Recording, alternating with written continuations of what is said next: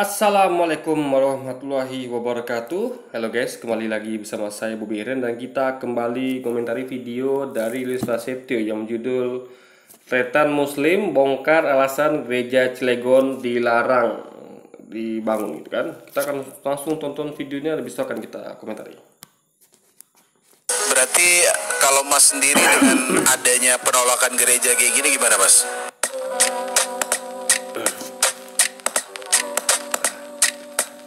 Assalamualaikum, selamat datang kembali di channel ini. Kali ini saya akan membahas kembali soal Cilegon, yang mana di situ ada gereja HKBP yang dilarang untuk beribadah. Dan usut punya usut, ternyata beritanya bukan dilarang untuk beribadah, dilarang bangun gereja di situ.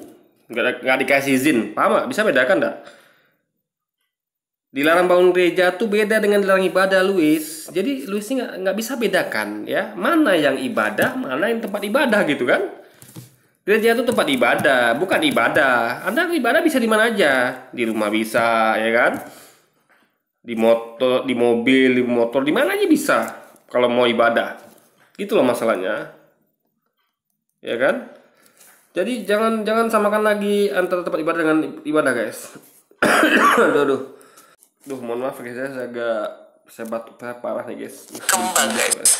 Katanya dilarangnya gereja itu berdiri karena ada beberapa orang dan bahkan banyak orang yang mencabut dukungannya. Orang-orang di sekitar situ mencabut dukungannya untuk berdirinya gereja ini.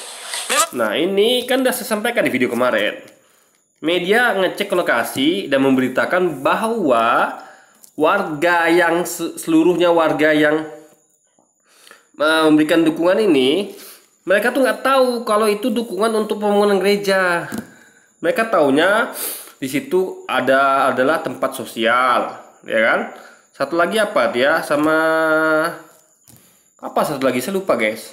Tempat sosial sama apa dia? Saya bisa tonton deh video saya sebelumnya atau cek langsung media-media yang beritakan itu. Yang jelas mereka tidak tahu dan tidak ada situ pemberitahuan bahwa itu adalah dukungan untuk pembangunan izin gereja. Nah, makanya mereka merasa kok gereja ini nggak transparan ya, nggak jujur gitu kan. Kalau memang mau bangun gereja ya terangkan di situ ini dukungan ini adalah untuk pembangunan gereja. Maka nggak heran mereka tuh sebagian, sebenarnya semua tuh guys harusnya. Kalau saya kan tarik dukungan. Kalau saya merasa tidak transparan prosesnya kan, saya nggak tahu kalau itu data bangun gereja. Kalau di awal bangun gereja kita udah tahu lah kan. Kalau kita nggak tahu ya kita cabut dukungan lah. Makanya gak heran hampir sebagian besar itu menarik dukungan gitu kan, karena nggak ada orang yang mau merasa tertipu guys. Sebelumnya pihak dari HKBP sendiri telah menunjukkan adanya 70 tanda tangan dukungan untuk berdirinya gereja ini dari masyarakat di sekitar situ. Tetapi ini akhirnya dibantah oleh wali kota karena kata wali kota ada sekitaran 50 bahkan lebih yang menarik dukungan itu sehingga gereja di situ tidak bisa berdiri. Dan memang ini terbentur oleh aturan SKB 2 Menteri. Ya repot kalau terus ada aturan gini. Karena di aturan itu harus adanya dukungan dari masyarakat sekitar. Sekarang Luis ini seakan-akan negara ini milik nenek moyangnya apa ya kan? Wilayah Cilegon tuh milik nenek moyangnya apa? Sedangkan di wilayah nenek moyang kita aja, kalau warga nggak setuju kita bangun sesuatu ya kita harus tunduk sama warga, walaupun nenek moyang kita yang di situ, karena nenek moyang mereka juga gitu kan. Nah, apalagi ini Cilegon bukan nenek moyangnya Luis di situ, milik warga Cilegon, ya kan, bukan warga yang masuk belakangan gitu kan, karena dulu diyakini mereka ini masuk ya, orang-orang KBP ini kan masuknya sejak dibangunnya pabrik Krakatau Steel, ya kan, karena itulah dikhawatirkan dulu tahun 75 itu, makanya mereka khawatir para ulama di situ.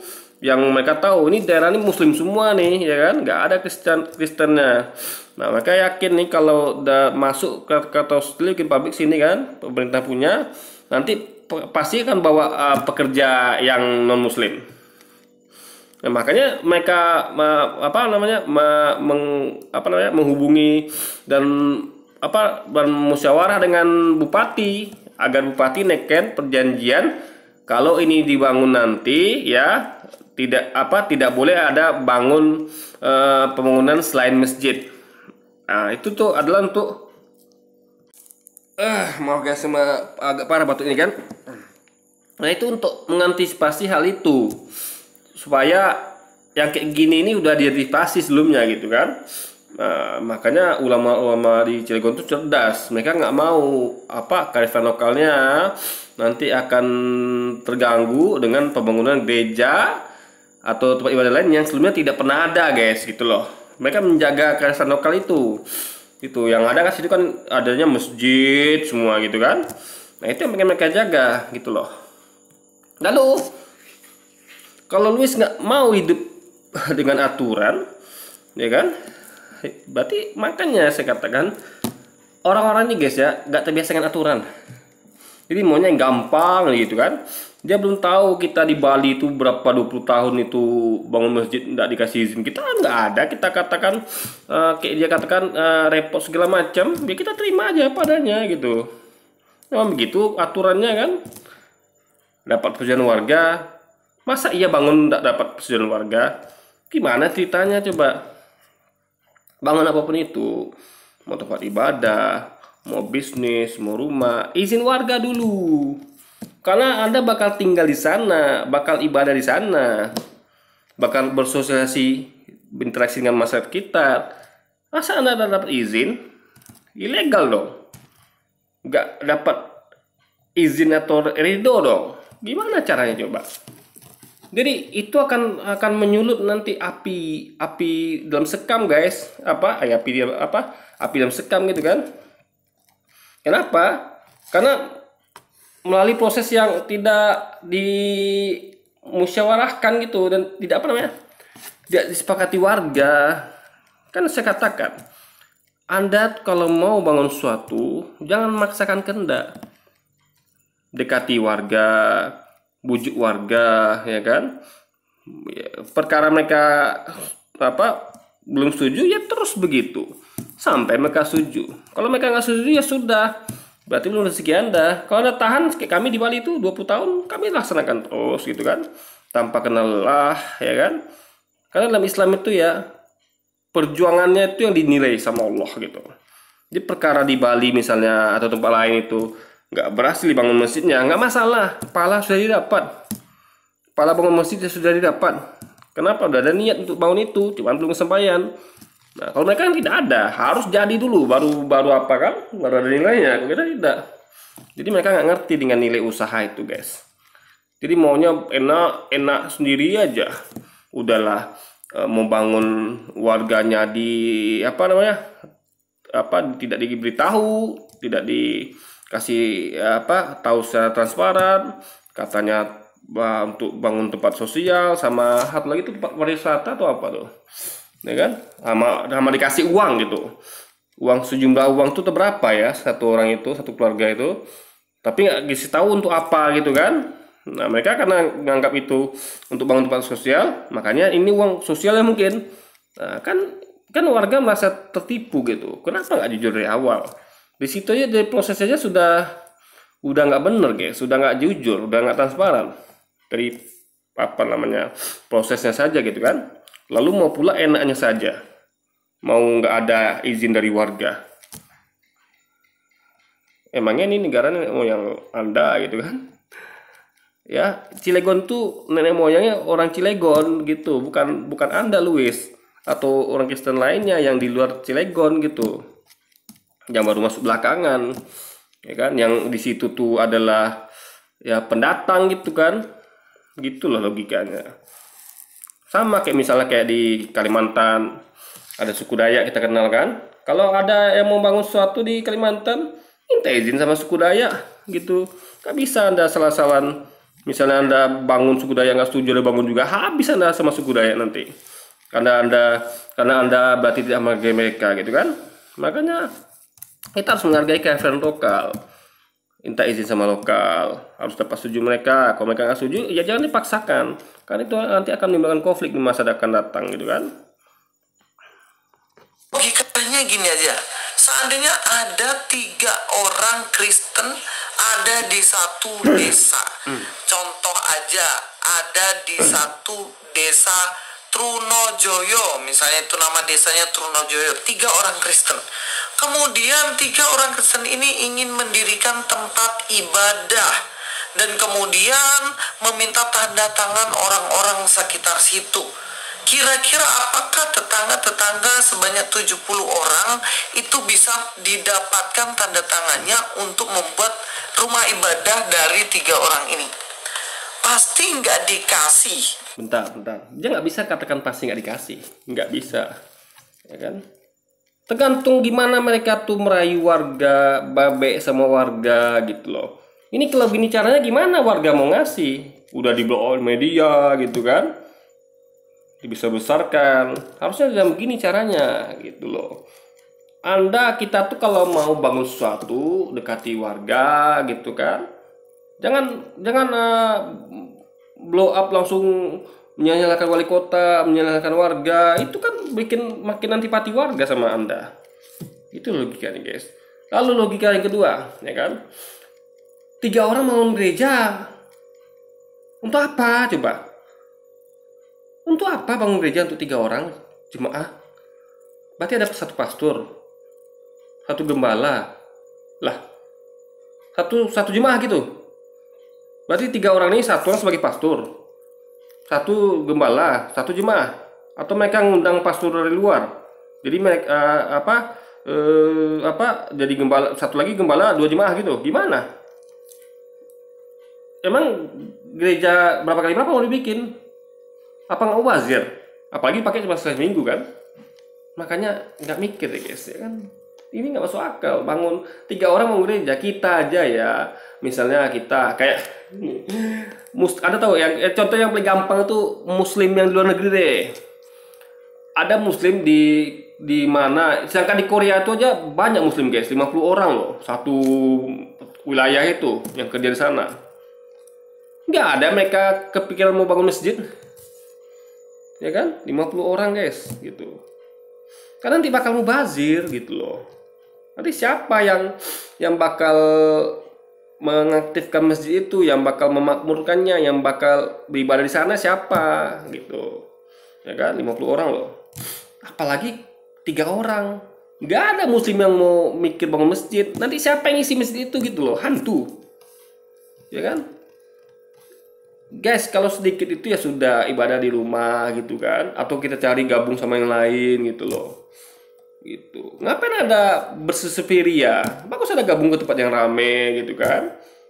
Lebih rame itu lebih apa ya? Lebih kompak, lebih semangat gitu kan. Ngapain bertiga bangun gereja? Ini kan udah nggak masuk akal, guys. Bener nggak? Karena dia minoritas dan mayoritas itu nggak suka yang namanya Kristen punya tempat ibadah. Belum tentu ya, bukan tentu begitu. Jangan salah guys ya, di tempat lain banyak juga orang Kristen nggak suka Muslim punya tempat ibadah. Banyak di Amerika, di negara-negara lain. Cuman Muslim beda sama Kristen. Muslim ini pandai ambil hati orang Kristen, ya kan? Pandai guys, karena akhlak Muslim tuh baik-baik orang-orangnya yang membangun masjid ini. Dia rangkul warga sekitar. Contoh ada pernah nggak lihat ada belum nonton ya video? Ada masjid di Amerika, saya cerita sedikit. Masjid di Amerika itu udah berdiri nih, udah dapat izin warga, tapi tetap aja 1-2 warga yang nggak setuju dan menghina-hina.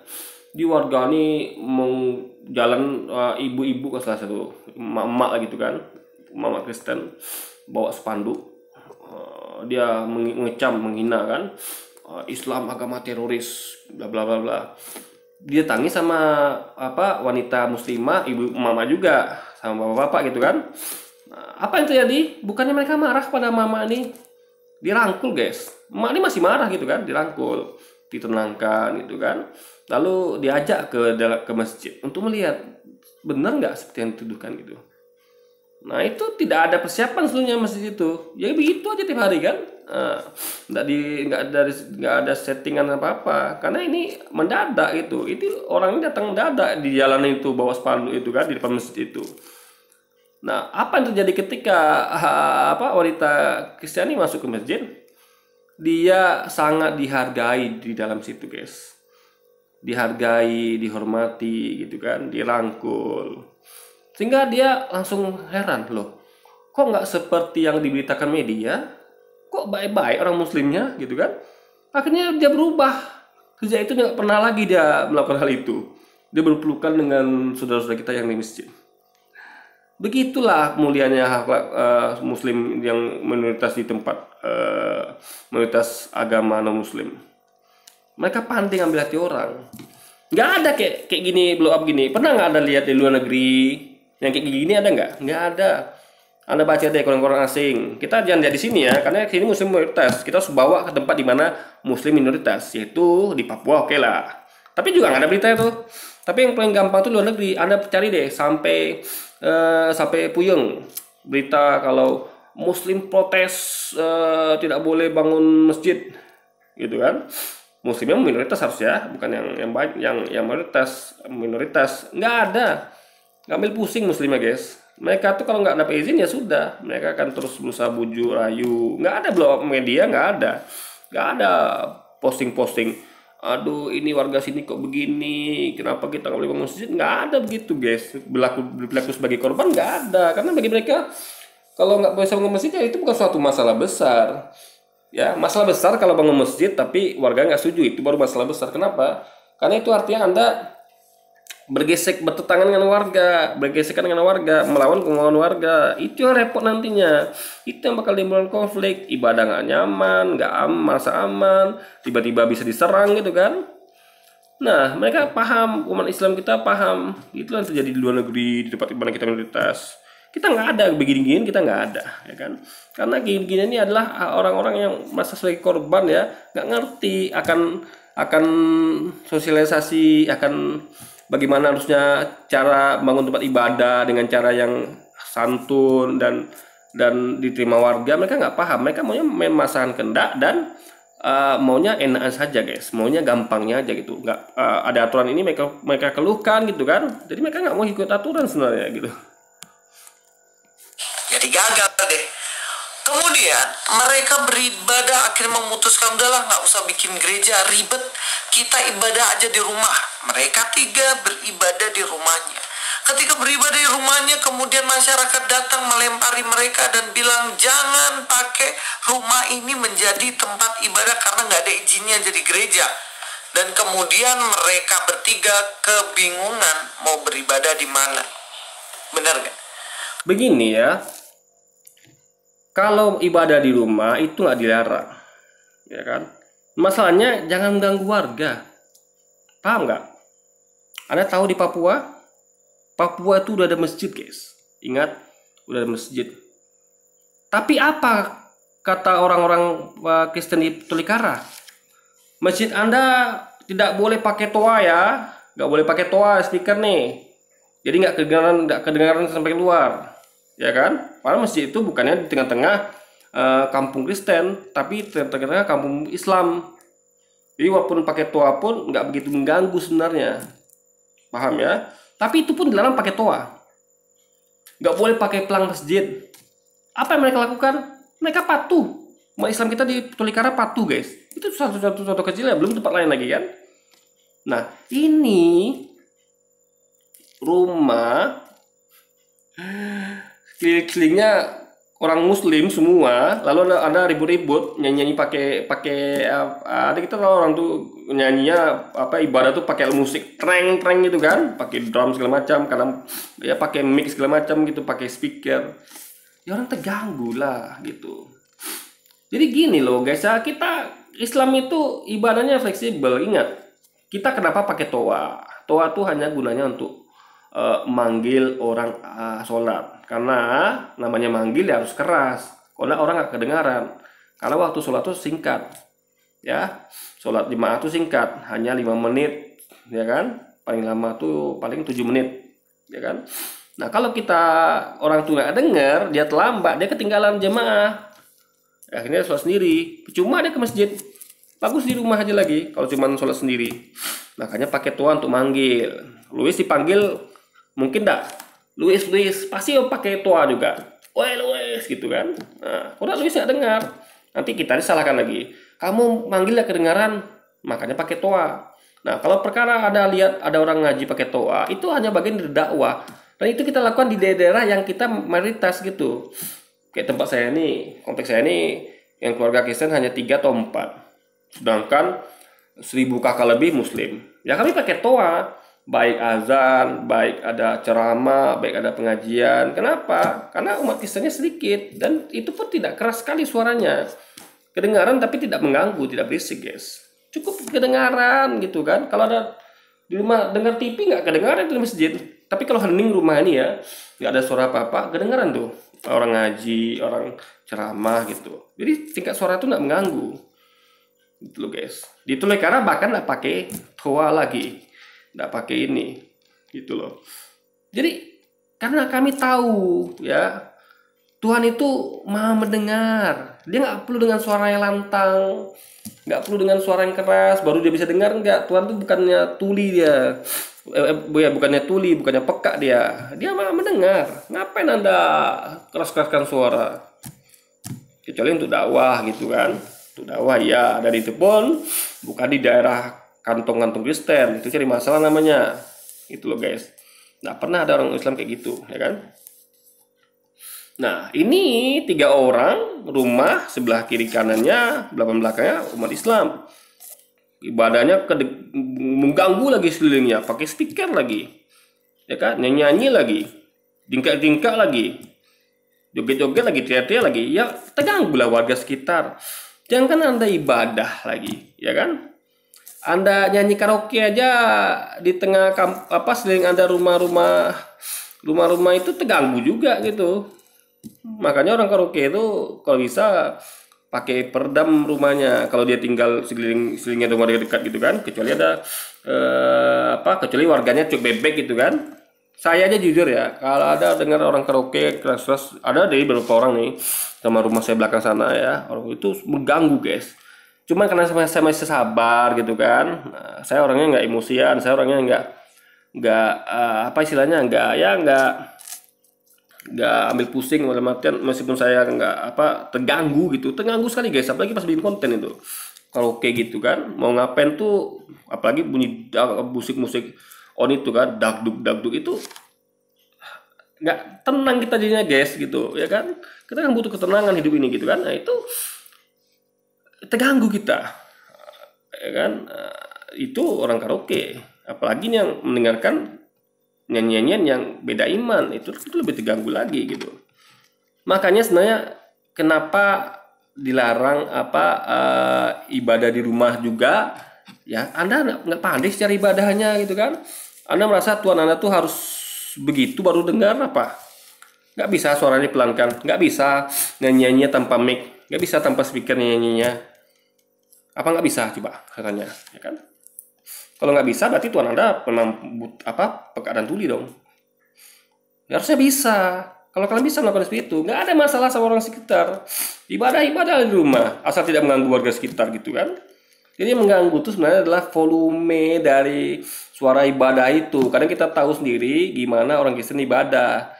Beda dengan umat Islam ibadah. Anda perhatikan orang Islam ibadah, sholat misalnya. Ada nggak teriak-teriak sholat kita?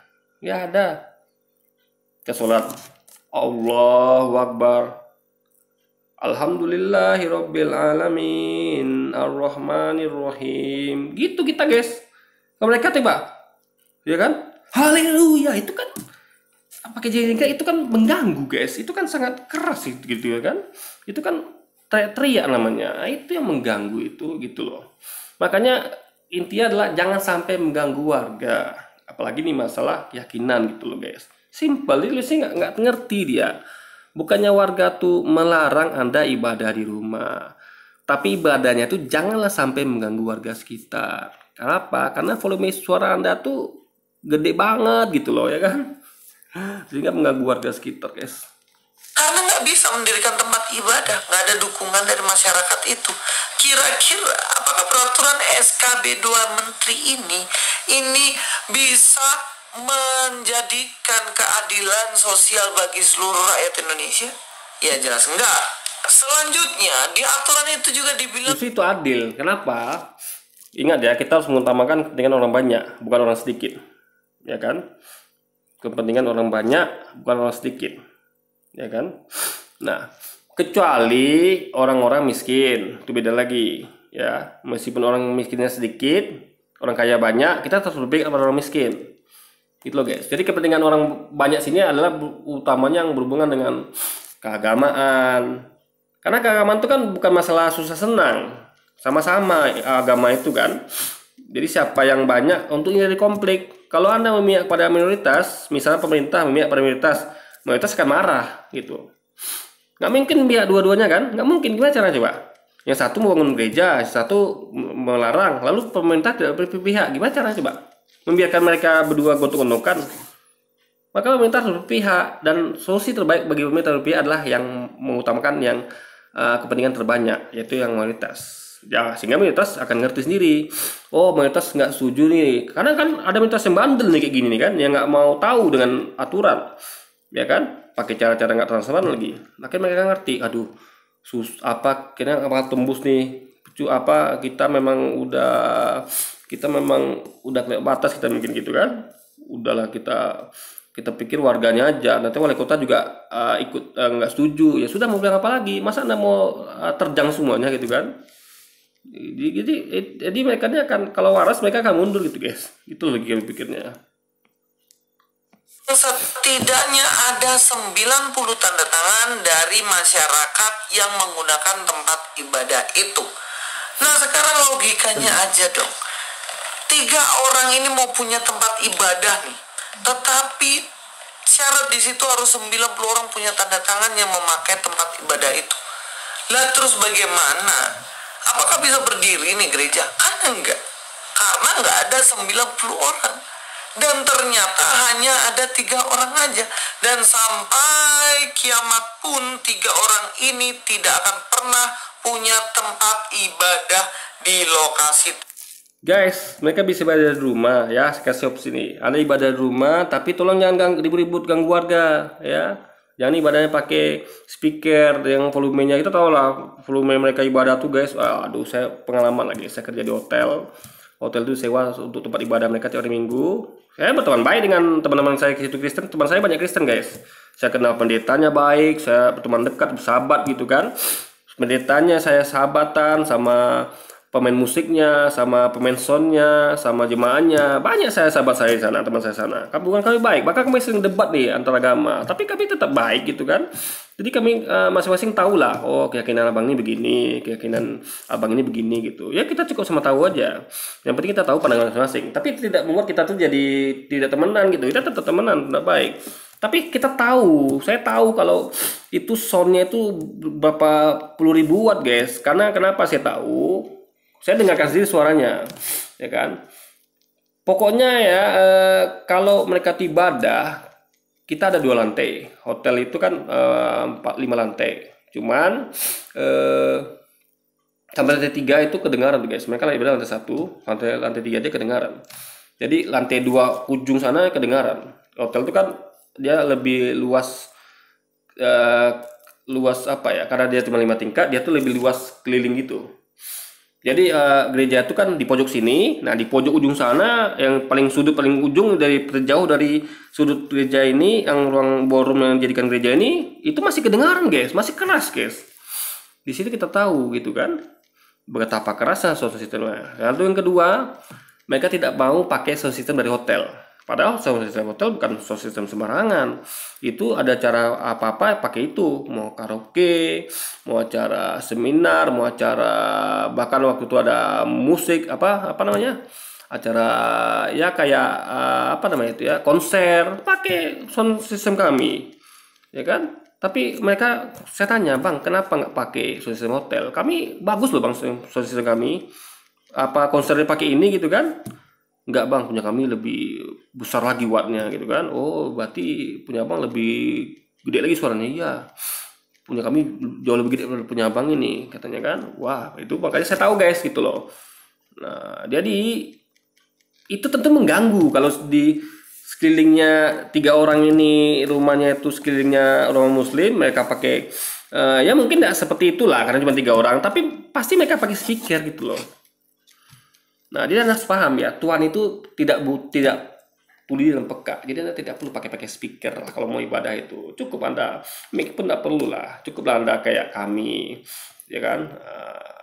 Dan tidak perlu juga pakai teriak-teriak gitu. Tapi kan kalau Anda jingkat-jingkat tanpa suara, dengan suara yang nggak mengganggu, nggak masalah lah, karena orang kan bisa lihat jika Anda jingkat karena dalam rumah. Tapi kalau suara kan kedengaran luar rumah guys. Nah, jadi intinya adalah jangan sampai ada suara yang mengganggu warga. Itu aja solusinya guys. Lalu kedua, ngapain Anda paksakan tinggal bertiga di situ, ya kan? Mending Anda pindah ke tempat yang lumayan yang ada gerejanya gitu loh. Masa Anda tidak mau kompak? Masa Anda mau bareng-bareng jemaah lain? Masa Anda mau terpencil bertiga aja gitu loh, ya kan? Coba, kecuali Anda di tengah hutan, oke, bangunlah gereja sana. Gak ada orang di situ kan, gak ada warga. Ada tinggal minta izinnya bukan sama warga. Kalau di hutan itu sama monyet, sama ular yang ada di hutan itu, ya kan? Kan di situ gak ada warga, warganya. Silakan Anda bangun gereja itu, nggak ada yang komplain itu, karena nggak ada manusia di sana, ya kan? Monyet pun nggak akan komplain dia tuh, ular nggak akan komplain itu. Nah, itu solusinya, ya kan? Ngapain Anda di situ tinggal?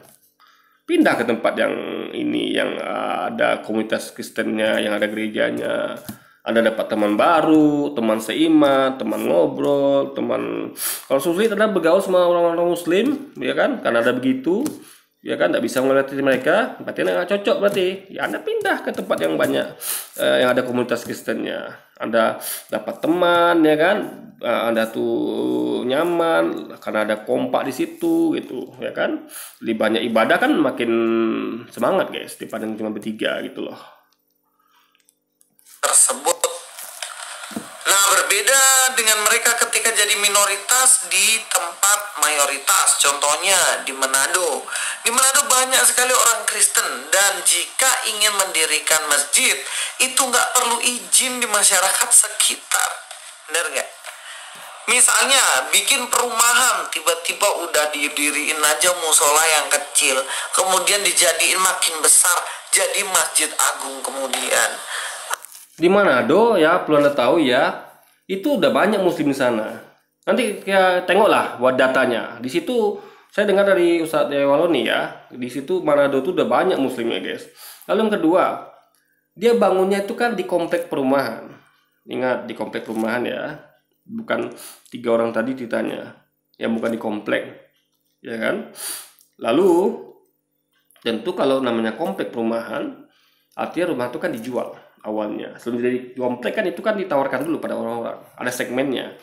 Kalau dia bangun masjid di situ, berarti ini segmennya lebih banyak muslim. Karena ngapain developer mau bangun masjid? Kalau yang beli banyak orang Kristen, dia tentu akan bangun gereja dong. Itu logikanya guys, gitu loh. Misalnya, jadi karena gini ya, kalau ada namanya komplek, ya kan, tentu lahan kosong tuh adalah lahan dari developer gitu loh guys. Developer punya kebijakan, dia itu adalah bonus, itu tempat ibadah tuh bonus, taman tempat ibadah tuh bonus. Jadi ditengok dia nih segmen pasarnya untuk muslim apa Kristen. Kalau untuk Kristen dia akan kasih bonus, kita akan bangun gereja di tengah-tengah komplek ini nanti. Kalau untuk segmen Kristen, tapi karena segmennya muslim, makanya dia bangun masjid gitu loh guys. Nah, tugas developer bangun masjid karena untuk menarik orang untuk membeli komplek perumahan mereka gitu loh, untuk tinggal di situ karena ada kemudahan tempat ibadah, berarti isinya mayoritas muslim gitu kan. Nah, perkara nanti jadi masjid agung gede, yaitu tanggung jawab dari warganya lagi yang muslim tadi. Developer cuman bantu bangunan awalnya saja, yang syarat masjidnya aja. Nanti kalau mau besar mungkin lagi developer kan, nah itu tuh uang warga lagi gitu. Nah, tentu yang umat Kristen yang di komplek itu nggak bisa marah, dan nggak mungkin marah. Aneh kalau mereka marah. Kenapa? Ya itu tadi, di situ muslimnya mayoritas. Ya, yang pertama itu masjid sudah ada, udah berdiri, gitu loh. Paham nggak maksudnya? Memang segmennya untuk muslim gitu loh. Gitu loh pikirnya guys. Kalau ini kan beda kasus Cilegon ini, bukan seperti itu kasusnya. Gitu, bukan di komplek, lalu tadi caranya gak begitu. Bisa 70 orang yang tanda tangan, 50 lebih dari dukungan. Kan nampak kali karena mereka tidak tahu itu sebenarnya untuk bangun gereja. Mereka taunya benar yang sampai ke media tuh. Mereka taunya itu untuk tempat sosial sama dikasih uang. Mereka kira itu mungkin uang sosialnya mungkin.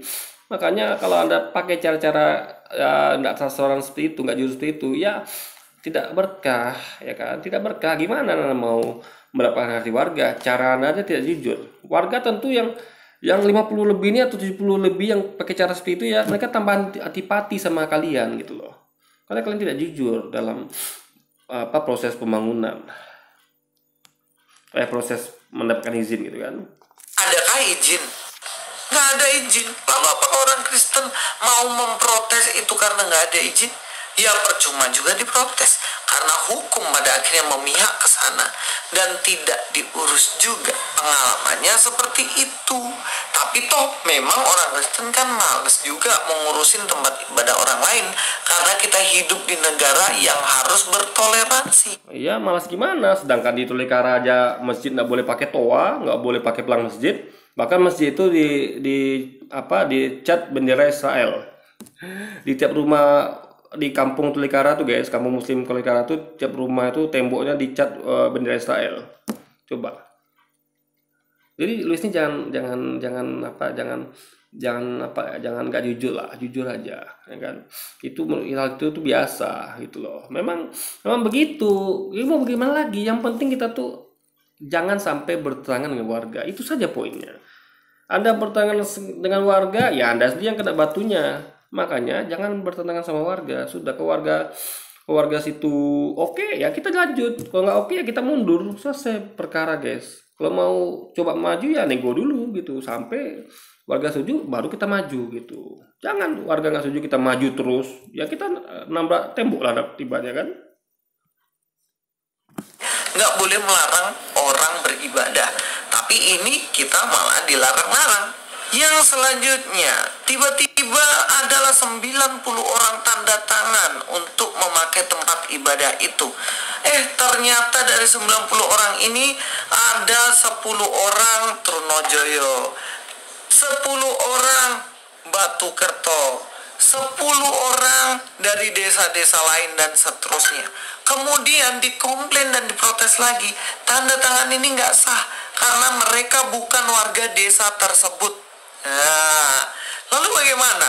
Apakah 90 orang yang memencar di mana-mana gerejanya itu, memencar di mana-mana rumahnya itu pada akhirnya bisa memiliki tempat ibadah sampai kiamat pun nggak akan bisa. Ya fokus pada pokoknya lah. Kalau di desa itu ya desa itu aja urusannya. Kenapa sampai keluar? Paham nggak? Anda membangun di komplek ini, Anda membangun gereja. Ya izinnya sama warga sekitar kompleknya aja. Ngapain Anda sampai komplek-komplek sebelah? Nggak ada urusan sama mereka. Setiap komplek tuh punya urusan masing-masing gitu loh. Makanya itu namanya curang guys. Ya kan? Ngerti nggak? Berarti Anda tuh main keroyokan namanya. Nggak cukup dari kompleknya aja Anda bawa di komplek lain gitu kan. Ini gimana ceritanya coba. Tapi akhirnya tetap juga nggak apa kan. Karena nggak sah memang. Itu cara-cara curang. Keroyokan nama tuh istilah itu. Masa di mereka nih guys udahlah nggak taat aturan. Ya tidak transparan, jelas tidak jujur. Main keroyokan lagi kan. Itu habis itu playing victim lagi. Karena persoalannya terletak pada SKB 2 Menteri. Seandainya tidak ada aturan itu, pasti semuanya beres.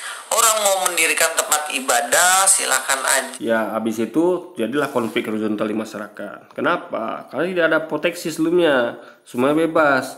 Kalau sudah berlaku berimba, Luis ya, kacau negeri ini. Kenapa SKB 2 Menteri dibuat? Untuk menghindari adanya konflik di masa depan, gitu loh. Maka diatur serapi mungkin, seprotektif mungkin, supaya potensi konflik itu terhindari sejak dini. Nah, Kalau ada SKB 2 menteri dan patuh kalian sama itu, aman Cilegon, nggak ada masalah di kemudian hari gitu loh. Tapi kalau nggak ada ini ya SKB 2 menteri nggak ada, tuh Anda bebas bangun gereja di Cilegon kan? Masa kan setuju ada lantak bangun terus, akhirnya ribut nanti kan? Siapa yang mau disalahkan? Pemerintah. Pemerintah dibuat aturan Anda salah-salahkan gitu kan? Makanya Luis tuh mikir ya. Pemerintah tuh nggak gampang keluarkan aturan tuh nggak gampang. Saya setuju nggak aturan itu ya. Memang tempat ibadah tuh jangan itu apapun itu harus ada izin warga. Karena warga yang punya kuasa di situ, bukan Anda. Gitu loh. Paham ya? Anda suara terbanyak itu akan lebih aman guys, lebih tenang. Kenapa? Karena banyak yang setuju sama Anda, sehingga peluang pergesekan tuh lebih kecil gitu dibandingkan lebih banyak yang setuju sama Anda gitu kan. Ya, orang mau beribadah di mana tidak dilarang. Itulah kenapa persoalan akarnya ini yang sebenarnya harus dicabut. Beribadah mana tidak dilarang, tapi tolong jangan ganggu warga dengan suara ribut-ribut Anda, suara Anda yang membengkakkan telinga, suara-suara Anda yang teriak-teriak itu, ya kan? Kalau menyanyi silakan, ya kan? Jika silakan, kan? Jika itu tidak mengeluarkan suara, tapi tolong jangan ganggu suara warga dengan suara Anda yang gede itu, guys. Oleh Pak Yakut sebagai Menteri Agama. Karena kalau ini tidak dicabut, maka akan berulang terus-menerus sampai kapanpun. Ya, kalau dicabut akan yang berulang apa? Konflik. Dia memilih konflik berulang atau kegagalan pembangunan yang berulang. Kalau Anda tidak berhasil bujuk warga, kalau berhasil bujuk warga, Anda akan lanjut kan? Jadi ini hanya kalau Anda nggak bisa bujuk warga, nggak bisa ambil hati warga, bukan selamanya begitu, gitu loh. Karena ada juga yang membolehkan kan, gitu. Kayak tempat saya di sini ada bangun gereja silakan gitu. Di sini kan Kampar nih daerah Muslim, di situ ada gereja, nggak ada masalah sama warga sini gitu kan. Makanya tergantung tempatnya juga. Ada yang memang warga tuh yang memang sangat kuat adatnya keagamannya gitu. Makanya tergantung Anda juga. Nah, tapi kalau dicabut ya akan konflik berulang. Anda mau konflik berulang atau kegagalan pembangunan berulang? Pilih mana? Karena pemerintah tuh yang penting negara ini aman. Pola pikirnya beda sama Anda. Anda tuh yang penting gimana bisa bangun gereja, ya kan? Perkara ribut nanti urusan belakangan. Pemerintah nggak bisa gitu. Dia lebih pentingkan keamanan ya dan persatuan bangsa. Karena konflik itu adalah menimbulkan perpecahan, dan itu yang memecah belah dan bikin persatuan bangsa dirusak. Jadi begini, saya sebenarnya merindukan di mana di Indonesia ini agama dan politik itu ya tidak berjalan bersama-sama, saling memanfaatkan. Saya berjalan masing-masing dengan baik. Ya, sebagai contoh misalnya. Kata dia agama dan politik begitu. Tahu nggak? Yakut Khalil itu menteri, itu berpolitik dia. Maka jadi menteri. Berpolitik dia tuh, maka jadi menteri dia. Nah, kalau Anda bilang harus jalan jangan beriringan bersama-sama ya. Intinya justru dia menentang itu kan. Menentang penolakan itu kan. Bukannya dia dukung itu kan. Jadi Luis nggak paham.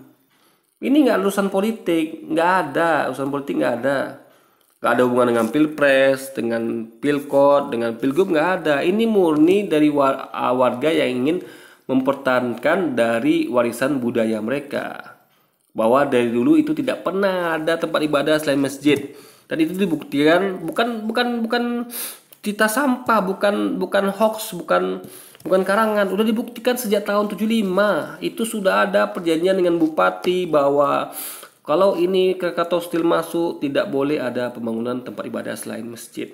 Udah ada sejak tahun 75. Jadi bukan mendadak serta-merta gitu loh. Udah jadi kearifan lokal itu. Luis saja nggak menghargai kearifan lokal kan. Dia maunya main hantam semuanya gitu guys. Biasa orang Kristen memang kayak gitu kan.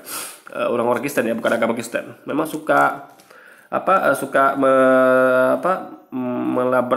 menabrak aturan demi syahwatnya mereka gitu untuk bangun gereja. Saya Kristen, teman saya Islam. Kami berdua berbeda, tetapi kami berbangsa Indonesia. Kita harus sebagai warga negara Indonesia yang baik, kita harus jalan sama-sama. Iya, jalan sama-sama beda sama ngasih izin gereja, sama-sama tuh beda guys. Ini masalah hati lagi. Kalau ada ngomong gereja, masjid itu masalah hati. Hati nggak bisa dipaksa. Kalau jalan sama-sama oke. Umat Islam tidak dilarang untuk jalan sama-sama, Anda nggak dilarang. Asal jangan ajak kami makan babi atau minuman keras itu kan. Tapi kalau masalah bangun tempat ibadah, ya tergantung orangnya juga gitu, nggak bisa Anda paksakan. Ada orang yang membolehkan, ada tidak gitu kan. Itu kan tergantung akidah masing-masing. Itu nggak bisa Anda, masa mau Anda paksakan harus kasih izin gitu kan nggak bisa begitu. Tapi berkaitan dengan agama, ya saya nggak larang dia. Saya tidak larang dia untuk beribadah dan dia tidak juga larang saya beribadah. Inilah yang namanya. Yang larang Anda beribadah siapa? Yang dilarang itu adalah gangguan yang ditimbulkan itu. Tolonglah ibadah tuh jangan pakai suara sekeras itu. Anda tuh lagi bicara komunikasi dengan Tuhan, ya kan? Bukan dengan orang budek dan tuli gitu loh. Toleransi, dan toleransi itu pasti akan sangat-sangat indah. Kenapa? Ya, toleransi itu adalah kita tuh harus sepakat dengan yang mayoritas gitu loh. Itu toleransi. Paham gak? Siapa yang lebih berkepentingan?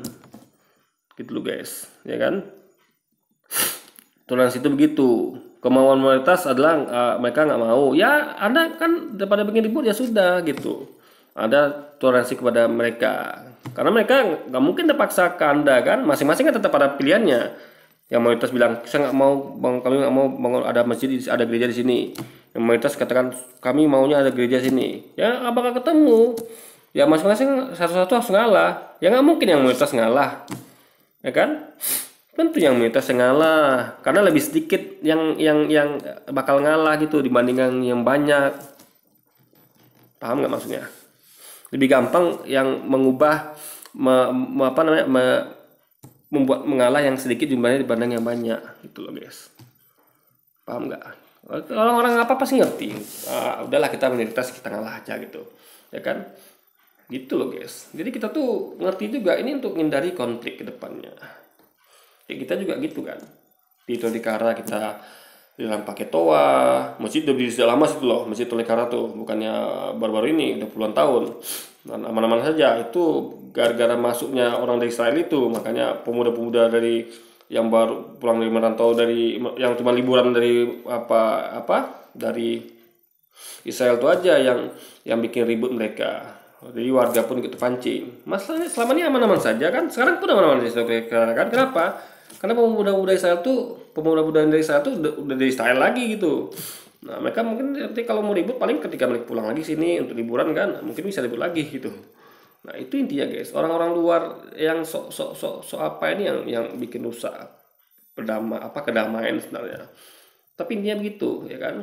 Kita nggak ada masalah, boleh pakai toa ya sudah, nggak boleh pakai plang ya sudah. Mau dicat rumah masjidnya pakai bendera Israel di tempat kita minoritas ya sudah lah. Gimana lagi mau buat itu risiko kita jadi minoritas itu kan? Ngapain kita memilih bergesekan dengan mayoritas gitu? Mending kita cari aman, cari tenang, cari damai gitu kan. Dari izinkan bangun masjid aja dulu ya, itu udah alhamdulillah gitu. Berarti kita berhasil mengambil hati warga sehingga dulu itu dibolehkan bangun masjid guys. Nah kita berbeda tetapi tetap bisa berjalan bersama-sama. Toleransi itu jangan salah pikir. Jangan pikir toleransi itu adalah sinkritisme. Atau misalnya saya Kristen, teman saya Islam, kemudian saya karena saking toleransinya saya pergi ikut-ikutan beribadah bersama dengan dia. Gak gitu, itu juga adalah toleransi yang kebablasan. Dan itu adalah toleransi yang salah juga. Tetapi toleransi yang benar adalah saya tidak melarang dia ibadah, dia tidak melarang saya ibadah, karena kami memang berbeda agama tapi memang dilindungi oleh. Ya, kan bukan itu kejadiannya. Kejadiannya adalah tidak memberi izin bangunan gereja. Jadi tempat ibadah, masalahnya tempat ibadah, Luis, bukan ibadahnya. Tempat ibadahnya masalahnya sekarang ini. Luisnya nggak paham. Orang lagi bahas tentang tempat ibadah, dia bahas tentang ibadah, kan nggak nyambung, guys. Undang-undang yang mana kami memiliki hak asasi untuk beribadah. Jadi nggak ada yang bisa melarang-larang. Nah, inilah yang seharusnya di Indonesia terjadi. Tetapi persoalan yang paling mendasar ya SKB 2 Menteri itu mempersulit kaum minoritas untuk mendirikan tempat ibadahnya. Coba lihat bagaimana wawancara yang Padahal itu juga berlaku untuk kaum muslimin loh, bukan untuk kaum Kristen aja. Kita di tempat-tempat kita juga terhalang aturan itu kan. Tapi kita tidak pernah ribut, guys. Itulah beda kita sama mereka. Mereka ribut, kita nggak ribut. Gitu loh, guys. Padahal kita mau ya, kita bisa bawa muslim dari daerah lain. Anda tahu kita di Indonesia ini mayoritas 67%. Misalnya kita gak senang sama satu daerah kayak Tolikara tuh. Apa-apaan Anda di sini Anda mayoritas, tapi mayoritas Anda akan hilang. Kita akan bawa saudara kami dari Pulau Sumatera misalnya. Habis mereka tuh guys Tolikara itu. Tapi kan tidak begitu. Kita nggak mau ribut. Coba kita ada ayam aja kita. Nggak pernah kita blow up. Kecuali mereka yang blow up itu media mana itu ya. Kecuali kalau mereka memang bakar-bakaran ya itu udah perusakan namanya itu. Tapi kalau cuma sekedar masih demo-demo masih nggak masalah gitu. Tapi jangan pakai acara rusak gitu kan. Itu udah melanggar hukum tibanya. Dilakukan oleh orang ini kepada orang Kristen yang di Cilegon. Berarti kalau Mas sendiri dengan adanya penolakan gereja kayak gini gimana Mas? Ya, kalau saya mah yang pasti mah ini kan semua udah dari sananya nggak bisa, Udah aturan ya? udah aturan. Terus Mas Aldo sendiri kalau ibadah gimana? Ya kadang mah ke Serang atau kemana? Ke Serang. Berapa jauh tuh dari sini ke Serang? Paling ya setengah jaman lah. Setengah jam ya? Iya. Oh gitu. Jadi di sini udah ada pendeta Yeri yang kita dari tadi keliling-keliling mau. Ini sama dengan orang-orang kita di luar negeri, TKI atau pelajar di luar negeri itu mereka juga naik kereta sampai bahkan bukan cuma setengah jam loh guys, sampai 2 jam ke masjid terdekat coba kalau mau ibadah. Soalnya mereka cerdas mereka nggak ke situ tiap hari. Kan ibadah sholat 5 waktu kan di Makassari. Mereka ke sana paling per seminggu sekali atau berapa ini kali. Apalagi orang Kristen cuma seminggu sekali gitu. Nggak berat lah ibadahnya itu kan, setengah jam minggu sekali orangnya pergi ke kantor setengah jam pergi atau sejam pergi, 2 jam pulang pergi. Gak ada masalah tiap hari tuh. Ini seminggu cuman. Jadi nggak perlu terlalu diributkan gitu. Kalau mau di rumah, tapi tolong suaranya jangan mengganggu warga sekitar. Nanyain pendapat orang di sini, ternyata ada jamaah ada di sini ya, Bang Yeri. Yang jauh-jauh ke Serang, kalau nggak salah tadi 50 km jaraknya dari sini ke Serang ya. Gimana tuh Bang Yeri? Sampai Dia harus pergi berpuluh-puluh kilometer Makanya nonton vlog-vlog luar negeri. Luis ini gaulnya cuma lokal doang. Saya sering nonton vlog-vlog para TKI kita, para mahasiswa pelajar kita yang luar negeri. Oh, mereka sering kali pergi ke masjid buat ibadah atau lebaran atau Idul Adha. Itu caranya naik kereta cepat loh guys. Bukan naik, kalau dia nih bukan pakai kereta cepat, mungkin pakai naik motor, naik mobil. Itu lebih jauh lagi malah karena pakai kereta cepat. Kadang sampai 2 jam ya kan perginya, kadang 4 jam guys. Cuman itu saya katakan mereka cerdas. Mereka nggak ke situ setiap sholat 5 waktu, enggak. Mereka seminggu sekali. Selebihnya mereka di rumah saja ibadah gitu kan. Nah itu dia guys. Jadi itulah beda kita sama mereka nih. Kita cerdas, mereka kurang cerdas guys. jam-jam untuk pergi ke tempat. Jadi kita tangguh gitu. Kita tangguh, kita tuh ikhlas, kita sabar, kita tuh nggak banyak ngeluh ya kan. Gak ada tuh yang orang muslim di luar negeri itu ngeluh. Nggak pernah saya lihat vlog-vlog orang tuh ngeluh. Aduh, mesti jalan jauh sampai 2 jam. Ya sudah, mereka bawa enjoy aja. Kalau memang harus ke sana 2 jam ya sudah, berangkat gitu kan. Tinggal naik kereta, duduk tenang, tidur di kereta, kalau ngantuk tancap gas berangkat. Ya kan, sampai sudah. Memang benar agak capek karena lama di kereta gitu kan, karena cepat. Tapi bukan masalah. Ya namanya itulah yang ada kan. Ya syukuri aja gitu. Nah, kalau mereka ini beda. Ya maksud tuh lebih cengeng lah gitu, ya kan. Nggak tangguh, guys. Nggak sabar mereka nih. Ini beda sama kita. Jadi jelas kita unggul di situ kan. Mereka kalah jauh, guys. Ibadahnya setiap minggunya pulang pergi. Bagaimana? Seminggunya pulang pergi setengah jam. Setengah jam pergi, setengah jam pulang setiap minggu. Orang kerja tiap hari sejam pergi, sejam pulang aja slow aja gitu kan. Yang luar negeri itu 2 jam pergi, 2 jam pulang slow aja ke masjid, ya kan? Ya kan? Nah, ini baru gini aja udah, aduh, Luis, Anda tuh kurang piknik. Nontonlah vlog-vlog saudara kita yang muslim di luar sana yang jadi minoritas. Ya kan, nggak ada mereka ngeluh kayak Anda ini, ya kan? Bagi mereka tuh biasa gitu kan. Ya itulah risiko tinggal di negeri orang mayoritas itu. Ya kita terima aja padanya. Masa mereka mau ngeluh gitu kan? Nanti dengar orang situ nggak enak pula kita. Aduh, nih orang nggak tahu terima kasih udah dikasih tinggal di sini masih juga komplain gitu kan. Karena mereka yang berkuasa di situ, ya kita tinggal ikuti saja. Kalau memang harus ke masjidnya 2 jam, ya kita jabanin. Kan kita pandai ngaturnya. Ya janganlah itu tiap hari. Ya kan, sekali seminggu gitu kan. Apalagi dia juga sekali seminggu. Itu pun jaraknya setengah jam kan. Ongkosnya tentu yang 2 jam itu lebih mahal daripada mereka ini gitu. Apalagi dibayarnya pakai dolar gitu kan. Atau pakai apalah di Jepang itu pakai yen, atau di mana itu pakai Korea itu pakai apa ya? Lupa saya, guys. Pakai apa ya, lupa saya kan. Korea atau mata uangnya apa, atau tempat lainnya. Apa nggak mengerikan? Kenapa pemerintah nggak buatin aja satu gereja di Cilegon? Ya, Sebenarnya nggak mengerikan. Apa sih setengah jam orang aja ya guys ya untuk berwisata, untuk hiburan ya, berpariwisata, guys ya.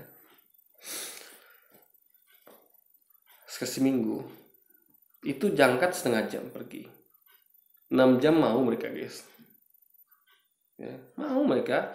Ini ada nih tetangga saya dekat komplek ini, di komplek juga dekat rumah saya belakang sana juga ada beberapa yang saya kenal ya. Mereka dari Pekanbaru Sumbar itu seminggu sekali ya kan, karena dia waktu liburnya gitu kan, dia ada waktu di situ. Berangkat Sabtu, pulang kerja kan, istirahat sebentar, berangkat. Nah, besoknya baru pulang hari Minggu. Bisa pergi sana 6 jam, pulangnya 6 jam. Tiap minggu tuh guys, biasa aja tuh, ya kan? Nah, masa ke kampung lah, bukan liburan. Liburan juga ada liburan. Mau mereka jauh-jauh sampai ke daerah kota lain atau kabupaten lain, gitu kan? Untuk untuk berwisata berlebih dari itu lagi, minimal 3 jam lebih ya kan, sekali seminggu. Nah, ada mereka ngeluh ya kan, mereka nikmati gitu. Apalagi ini ibadah loh, masa Anda ngeluh untuk ibadah? Coba, jadi ibadah itu main aja gitu.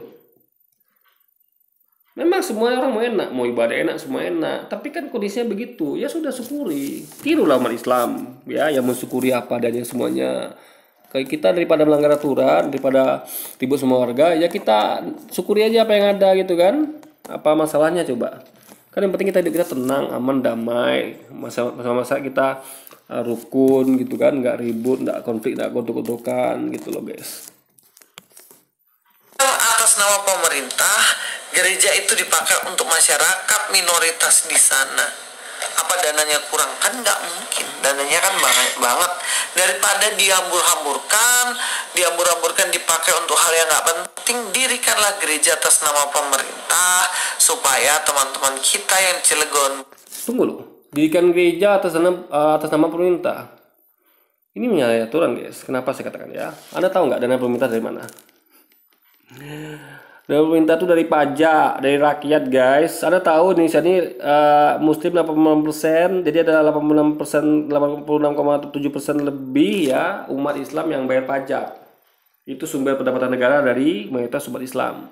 Umat Islam cuma nyumbang 7 atau 3%. Lalu Anda minta bangun gereja. Tahu diri dong, ya kan? Ngerti nggak maksudnya? Kalau Muslim wajar, pajak itu kembali ke kita. Karena kita mayoritas di situ kan.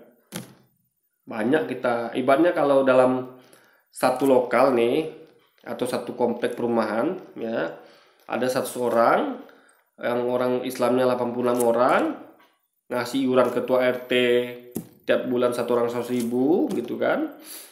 Lalu kita anggap sama aja semuanya, karena ada orang kaya ada miskin, itu parameter beda lagi, kita samakannya semuanya gitu kan. Ada yang ngasih semuanya 100.000 rata gitu kan.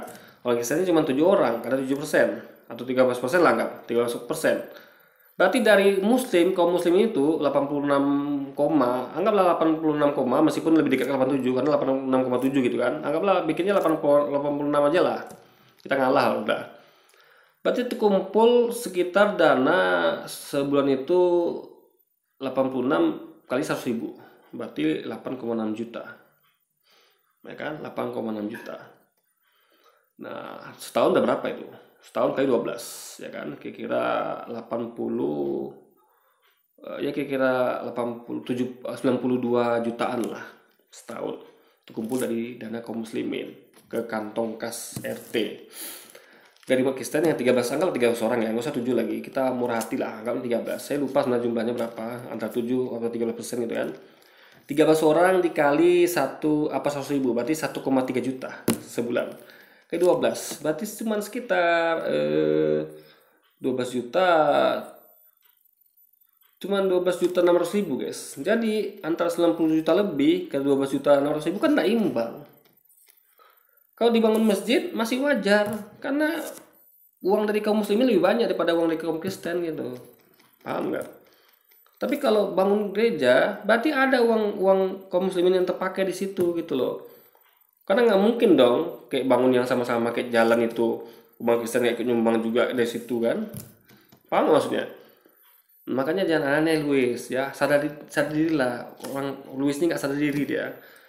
Di sisi yang sering saya katakan guys ya, udah minoritas nggak tahu diri pula. Nah, itulah.